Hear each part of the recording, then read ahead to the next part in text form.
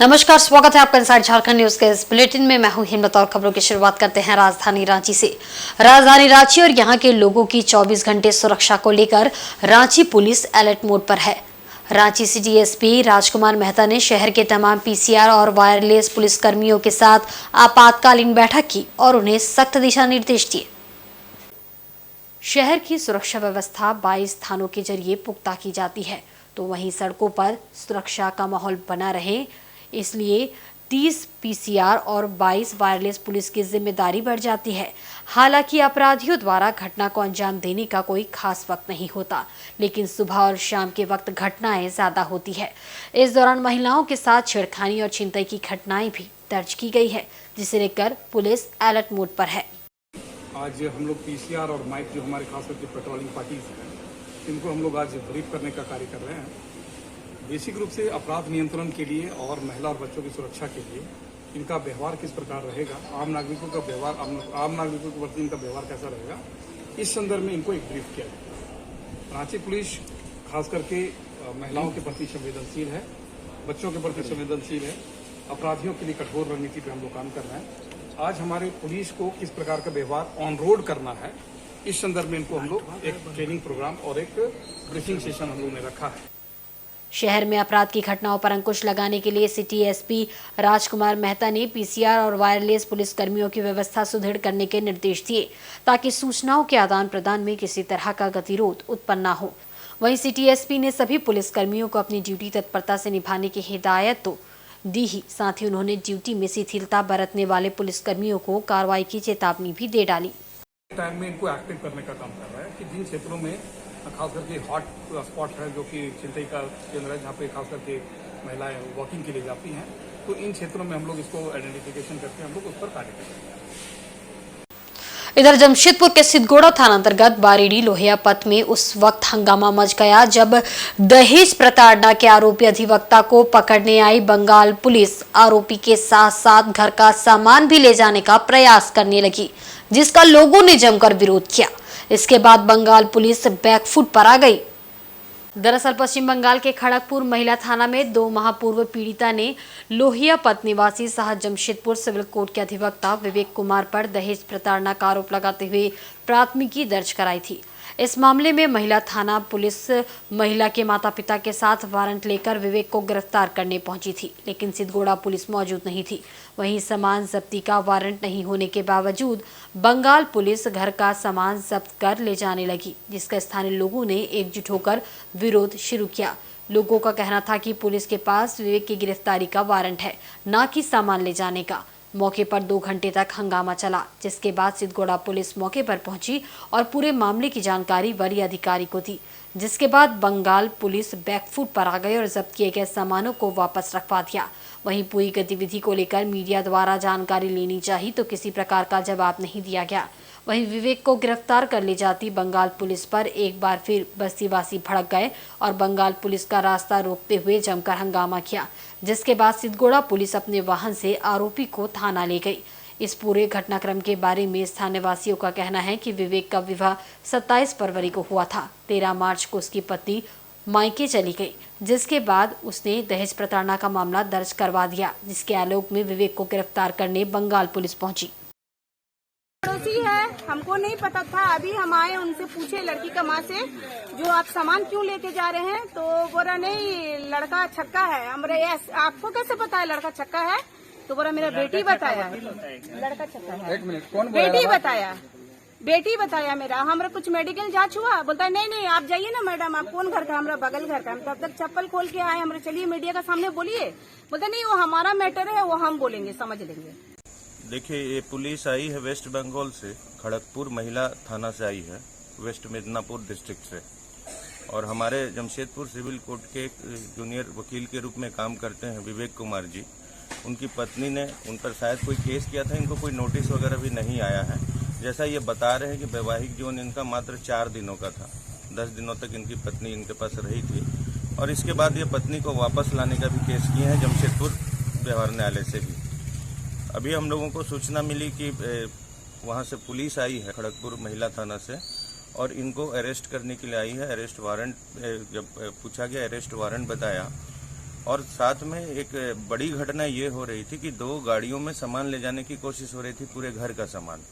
जब हम लोगों ने स्थानीय थाना में इसकी शिकायत की, उनको खबर किया कि सामान ले जाने का तो कहीं कोई प्रोविजन नहीं है, तब फिर वो सामान गाड़ियों से उतारा गया है स्थानीय सिद्धगोड़ा थाना के सहयोग से। और जो भी गिरफ्तारी है 498A का मामला है। 498A के मामले में सुप्रीम कोर्ट के काफ़ी स्ट्रिक्ट गाइडलाइंस हैं कि कोई भी गिरफ्तारी बिना 41A CRPC नोटिस के नहीं हो सकती है, और इस केस में कोई नोटिस नहीं दिया गया है। अब गिरफ्तारी तो हो गई है, हम लोग इनके बेल के लिए वहाँ पर जाएंगे खड़गपुर। जमशेदपुर विश्वकर्मा समाज की ओर से भारतवारी विश्वकर्मा भवन में भगवान विश्वकर्मा की भव्य मूर्ति स्थापित की जा रही है। इसको लेकर शनिवार को विश्वकर्मा मंदिर से स्वर्ण रेखा नदी तक विशाल कलश यात्रा निकाली गई। बता दें कि शुक्रवार को बनारस से भगवान विश्वकर्मा की संगमरमर की विशाल मूर्ति मंगाई गई है, जिसे कल विधिवत स्थापित किया जाएगा। इस कलश यात्रा में समाज की हजारों महिलाओं ने हिस्सा लिया। गाजे बाजे और पूरे विधि विधान के साथ नदी से पवित्र जल लेकर महिलाएं मंदिर प्रांगण पहुंची, जहां वैदिक रीति रिवाज के साथ भगवान विश्वकर्मा का प्राण प्रतिष्ठा और अनुष्ठान शुरू हुआ। इस मौके पर केंद्रीय विश्वकर्मा समाज के अध्यक्ष रामविलास शर्मा ने कार्यक्रम की जानकारी दी। हर साल विश्वकर्मा पूजा में साधारण तरह से पूजा पाठ करती थी शहरों में, लेकिन इस बार सभी का क्षेत्रीय कमेटी, युवा कमेटी, केंद्रीय कमेटी, सभी की कमेटियाँ, संरक्षक सदस्य सभी ने किया कि भगवान विश्वकर्मा की एक प्रतिमा भवन में स्थापित हो। उसके लिए हम लोगों ने संज्ञान में लिया और जयपुर से बनारस के रास्ते भगवान विश्वकर्मा की प्रतिमा को मंगाया। आज उसकी कलश स्थापना, कलश यात्रा भी हम निकाल रहे हैं, कल उनकी प्राण प्रतिष्ठा भी होगी। इधर सरायकेला जिले के चांडिल थाना अंतर्गत शहर बेड़ा के समीप बने एलिफेंट कॉरिडोर पर रॉन्ग साइड से तेज गति से आ रहे ट्रेलर ने एक बाइक पर सवार 2 युवकों को रौंद दिया, जिससे बाइक सवार दोनों युवकों की घटनास्थल पर ही दर्दनाक मौत हो गई। जानकारी के अनुसार चांडिल थाना क्षेत्र के एदलबेड़ा गांव निवासी दुखुराम सोरेन और खेतूराम सोरेन आसनबन स्थित पेट्रोल पंप से ड्यूटी के बाद अपने घर लौट रहे थे। इसी दौरान शहर बेड़ा स्थित एलिफेंट कॉरिडोर पर रॉन्ग साइड से आ रहे तेज रफ्तार ट्रेलर ने दोनों पेट्रोल पंप कर्मियों को टक्कर मार दी। इस दौरान बाइक ट्रेलर के नीचे फंस गया और काफी दूर तक बाइक को घसीटते हुए ले गया, जिससे बाइक सवार दोनों युवकों की घटनास्थल पर ही मौत हो गई। दोनों युवकों को बाइक समेत घसीटता देखकर जब आसपास के लोगों ने शोर मचाना शुरू किया, लोगों को चिल्लाता देख चालक ट्रेलर लेकर फरार हो गया, लेकिन वह ज्यादा दूर तक भाग नहीं पाया और ग्रामीणों के सहयोग से आसनबनी में ट्रेलर को पुलिस ने जब्त कर लिया। हालांकि चालक मौके से फरार हो गया। स्थानीय लोगों का कहना है कि रात के वक्त बड़ी गाड़ियां अपने नियंत्रण से ज्यादा तेज रफ्तार में चलती है, जिससे कि आए दिन यहां दुर्घटनाएं होती रहती है। 1 घंटे पहले की घटना है। जमशेदपुर की ओर से अपना घर, जो कि चिलगू से बिल्कुल सटा हुआ गांव है एदलबेड़ा, वहाँ के दोनों लड़के हैं जो कि अपना ड्यूटी करके घर वापस आ रहे थे। जिस दौरान चिलगू में ब्लॉक रोड के लिए विपरीत दिशा से आ रही ट्रेलर ने बाइक को जोरदार धक्का मार दी, जिससे दोनों लड़के की दुर्घटना स्थल पर ही मौत। जमशेदपुर पुलिस ने चोरी और छिनतई के मामले में अलग अलग थाना क्षेत्र से 4 अपराधियों को गिरफ्तार किया है। सभी को आज कोर्ट में प्रस्तुत कर जेल भेज दिया गया है। बताते चले कि इन दिनों चोरी और छिनतई की घटनाओं में इजाफा हुआ है। हालांकि जमशेदपुर पुलिस घटना के बाद अपराधियों को गिरफ्तार जरूर करती है, लेकिन अपराध को रोकना पुलिस के लिए एक बड़ी चुनौती है।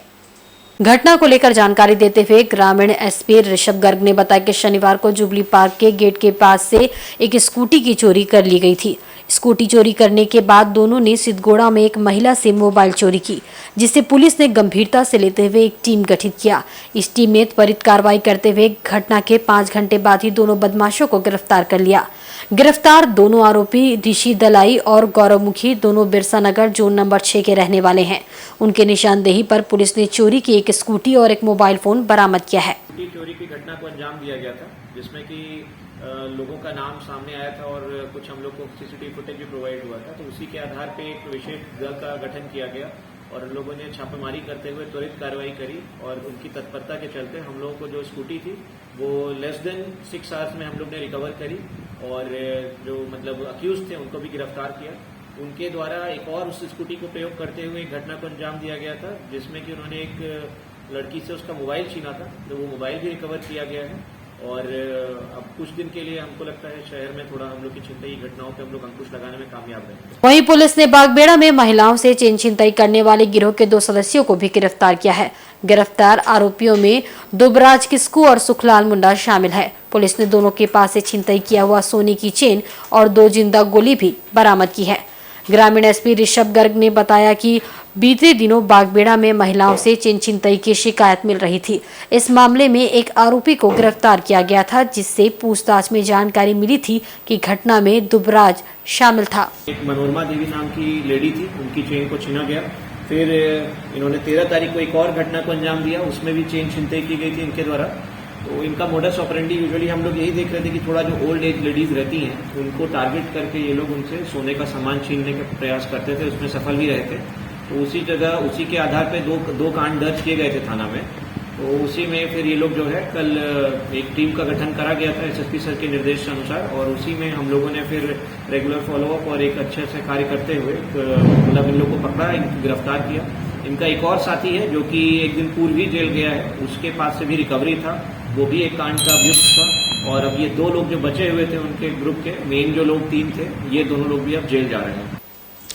झारखंड अभियंता सेवा संघ द्वारा महान अभियंता विश्वेश्वरैया की 162वीं जयंती के अवसर पर 56वां अभियंता दिवस समारोह मनाया गया। हर वर्ष की भांति इस वर्ष भी अभियंता दिवस का आयोजन धूमधाम से किया गया। झारखंड अभियंत्रण सेवा संघ रांची द्वारा पूर्व की परंपरा के अनुसार इस वर्ष 56वें अभियंता दिवस अवसर पर महान अभियंता भारत रत्न सर एम विश्वेश्वरैया को श्रद्धा सुमन अर्पित किया गया। साथ ही उनके दर्शन से प्रेरित होकर अभियंत्रण के संवर्धन हेतु समसामयिक तकनीकी पर परिचर्चा की गई। इस परिचर्चा में भारत के प्रसिद्ध वैज्ञानिक, तकनीकी विशेषज्ञ एवं अनुभव प्राप्त अभियंताओं के साथ साथ राज्य के सभी तकनीकी विभाग के अभियंताओं द्वारा भाग लिया गया। बता दें कि इस वर्ष eco friendly, sustainable and integrated infrastructure development विषय पर तकनीकी परिचर्चा की गई। इस वर्ष अभियंता दिवस समारोह में मुख्य अतिथि के रूप में अरुण कुमार सिंह आईएएस विकास आयुक्त झारखंड भी उपस्थित हुए। साथ ही साथ अजय कुमार सिंह आईएएस प्रधान सचिव ग्रामीण कार्य विभाग तथा डॉक्टर मनीष रंजन आईएएस सचिव पेयजल एवं स्वच्छता विभाग भी विशिष्ट अतिथि के रूप में थे। झारखंड अभियंता सेवा संघ ने 56वें अभियंता दिवस पर झारखंड के प्रसिद्ध पर्यावरण योद्धा चामी मुर्मू को सम्मानित किया। इस अभियंता दिवस समारोह में बड़ी संख्या में संवेदक एवं कंसल्टेंट के प्रतिनिधियों द्वारा भाग लिया गया। इधर आदित्यपुर स्थित कल्पनापुरी नगर निगम कार्यालय के पास युवा विकास समिति के तत्वावधान में इस साल भी 5 दिवसीय गणेश उत्सव का आयोजन धूमधाम के साथ किया जाएगा। इस बार यहां बद्रीनाथ मंदिर के मॉडल स्वरूप का पंडाल तैयार किया जा रहा है, जिसका निर्माण अंतिम चरणों में है। युवा विकास समिति कल्पनापुरी द्वारा चारों धाम मंदिरों के स्वरूप में पंडाल तैयार किया जा रहा है। गत वर्ष जहां केदारनाथ मंदिर की आकृति का पंडाल तैयार हुआ था, वहीं इस वर्ष बद्रीनाथ मंदिर स्वरूप के पंडाल का निर्माण किया जा रहा है, जो पूरे आदित्यपुर क्षेत्र में आकर्षण का केंद्र बना रहेगा। युवा विकास समिति द्वारा गणेश उत्सव आयोजन की तैयारी अंतिम चरणों में है। 5 दिवसीय गणेश उत्सव की शुरुआत 18 सितंबर की शाम पंडाल उद्घाटन और देश सर्वश्रेष्ठ देशभक्ति कार्यक्रम के साथ की जाएगी। इस मौके पर मुख्य उद्घाटनकर्ता के रूप में पूर्व विधायक अरविंद सिंह भी शामिल होंगे। पूजा कमेटी के अध्यक्ष सौरभ सिंह व शुभम सिंह ने संयुक्त रूप से जानकारी देते हुए बताया कि 29 सितंबर गणेश चतुर्थी के दिन पूजा पंडाल और 11 फीट के भगवान गणेश के प्रतिमा का अनावरण भक्तों के लिए होगा। गणेश चतुर्थी पूजन पर कुल 1 टन लड्डू का भोग लगाया जाएगा। वहीं 20 सितंबर को भजन संध्या सह सांस्कृतिक कार्यक्रम आयोजित होंगे।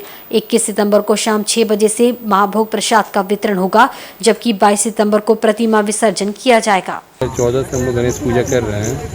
इस बार जैसे पिछले साल देखने आपको केदारनाथ मिला था, इस बार बद्रीनाथ का पंडाल देखने मिलेगा और बहुत ही धूमधाम से उत्साह है हमारे कार्यकर्ताओं में और सभी लोग हमारे आसपास का माहौल इस पूजा को लेकर काफ़ी ज़्यादा उत्सुक है, जिसमें हम लोग एक कार्यक्रम रखे हैं। प्रशासनिक व्यवस्था को देखते हुए देश सर्वश्रेष्ठ कार्यक्रम रखे हैं, जिसे प्रशासन और जो लोग भी हमारी सेवा में, जो लोग भी कानूनी तौर पे हमारी सेवा पे रहते हैं, उनको सम्मान देने के लिए एक कार्यक्रम है देश सर्वश्रेष्ठ कार्यक्रम है 18 तारीख को हमारे यहाँ रखा गया है। 18 तारीख से 22 तारीख तक पूजा चलेगी। वहीं जमशेदपुर के मनीफील्ड जागृति क्लब की ओर से इस वर्ष भी भव्य गणेश पूजा का आयोजन किया जा रहा है, जिसका उद्घाटन समारोह में मशहूर भोजपुरी गायिका अनुपमा यादव अपने गीतों से दर्शकों को झुमाएंगी। इसकी जानकारी देते हुए क्लब के संरक्षक व समाज सेवी शिव शंकर सिंह ने बताया कि क्लब द्वारा प्रत्येक वर्ष की भांति इस वर्ष भी गणेश पूजा का भव्य आयोजन किया जा रहा है, जिसमें 18 सितंबर को पंडाल का उद्घाटन रांची के विधायक सीपी सिंह करेंगे।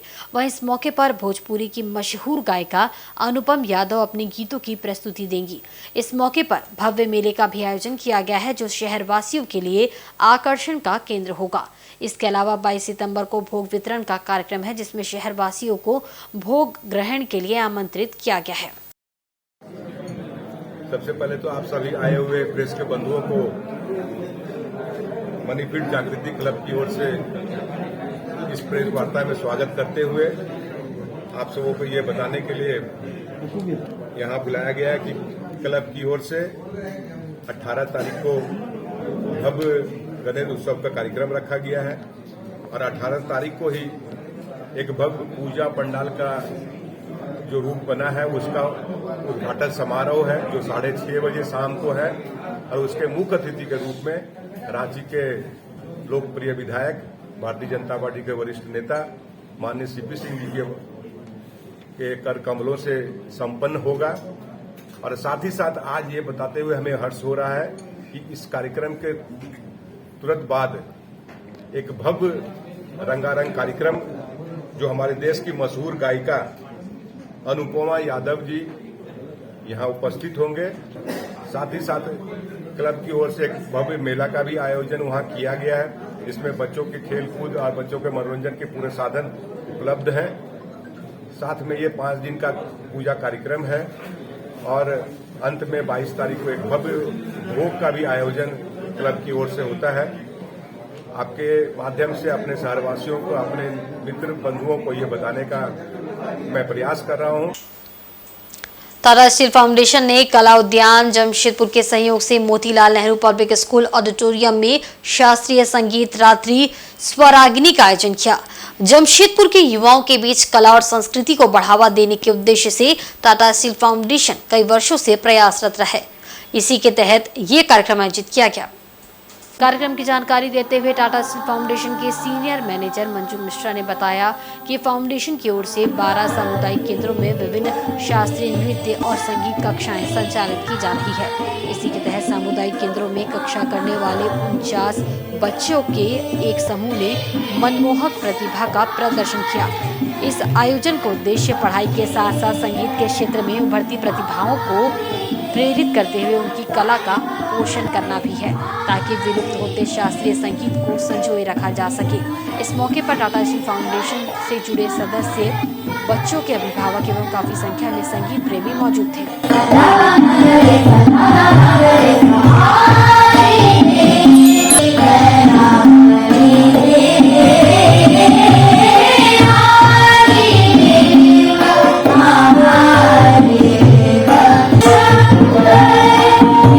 आज का कार्यक्रम हो रहा है। आज की शुभ संध्या में हम स्वरागिनी करके एक प्रोग्राम क्लासिकल म्यूजिक के ऊपर में कर रहे हैं और ये मोतीलाल नेहरू पब्लिक स्कूल प्रांगण में टाटा स्टील फाउंडेशन के द्वारा आयोजित किया जा रहा है। इसमें हमारे सहयोगी पार्टनर है कला उद्यान और उनके बच्चे जो हमारे सेंटर्स में सीखते हैं म्यूजिक में, उनको हम एक प्लेटफॉर्म दे रहे हैं ताकि वो बच्चे क्लासिकल म्यूजिक जो सीख रहे हैं उसको आज जमशेदपुर के जो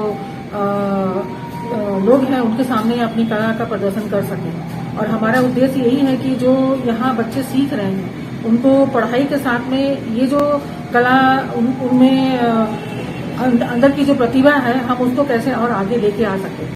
और 9 दिनों तक चले रोमांचक Tata Steel Asian open and girls chess championship 2023 के रोमांचक मुकाबले में भारत को 50-50 मेडल मिले हैं। इस सुखद अनुभव एवं सम्मान के साथ चेस चैंपियनशिप का समापन हो गया। पहली बार जमशेदपुर में जीआरडी स्पोर्ट्स कॉम्प्लेक्स में आयोजित इस प्रतियोगिता में देश विदेश के लगभग 120 खिलाड़ियों ने भाग लिया, जिनके बीच 3 कैटेगरी में प्रतियोगिता आयोजित की गई थी। रैपिड, क्लासिक और पुलिस के लिए गोल्ड, सिल्वर और कांस्य मेडल सुनिश्चित था।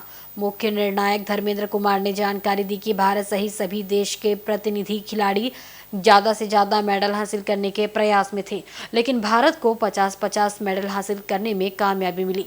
प्रतियोगिता की समाप्ति पर बिल्डिंग क्लब में पुरस्कार वितरण समारोह आयोजित किया गया। विजेताओं को मेडल, शील्ड और सर्टिफिकेट प्रदान कर सम्मानित किया गया। इस मौके पर सभी चेस एसोसिएशन एवं टाटा स्टील स्पोर्ट्स विभाग के अधिकारी मौजूद थे। देखिए, इस प्रतियोगिता में जो हमारे 6 मेडल, गोल्ड मेडल की बात अगर हम करें तो जो 6 मेडल हमारे दांव पर लगे हुए थे, उसमें से अगर आप देखते हैं तो ये 50-50 आप कह सकते हैं। रैपिड चैंपियनशिप में ओपन चैंपियनशिप का जो खिताब था वो इंडिया के पास आया, और जो गर्ल्स सेक्शन का खिताब था वो कजाकिस्तान की नूरगाली रेजर उनको मिला। वहीं अगर हम जो हमारा स्टैंडर्ड मेन इवेंट जो था हमारा एशियन जूनियर चैंपियनशिप, उसकी बात करें वो आज जो मूल रूप से रशिया के रहने वाले जो हमारे खिलाड़ी हैं एलेक्सी ग्रेबनोव, उन्होंने जीता। तो इस तरह से 50% जो गोल्ड मेडल की बात करें तो हिंदुस्तान को है, और 50% गोल्ड मेडल देश से बाहर भी गया, वो रशिया और कजाकिस्तान के खिलाड़ियों ने लिया। तो मिला जुला कर परिणाम की बात करें तो एक संतुलित परिणाम रहा भारत के पक्ष में, और आयोजन की बात करें तो ये काफी सफल और सुव्यवस्थित चैंपियनशिप आयोजित हुआ। और वक्त तो चला एक बहुत ही छोटे से ब्रेक का। ब्रेक के बाद खबरें और भी आप देखते रहे इनसाइड झारखंड न्यूज।